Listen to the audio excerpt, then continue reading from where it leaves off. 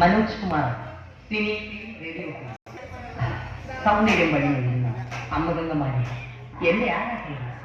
ഞാൻ പാടുന്നതിനിടയ്ക്ക് പൊന്നാട, ജണ്ട്, റീത്ത്, ഹാരം, നോട്ടുമാല, നാരങ്ങ എന്നിവയൊക്കെ നൽകി എന്നെ സ്നേഹം കൊണ്ട് വീർപ്പൂട്ടിക്കരുതേ എന്നെ അപേക്ഷിക്കുന്നു.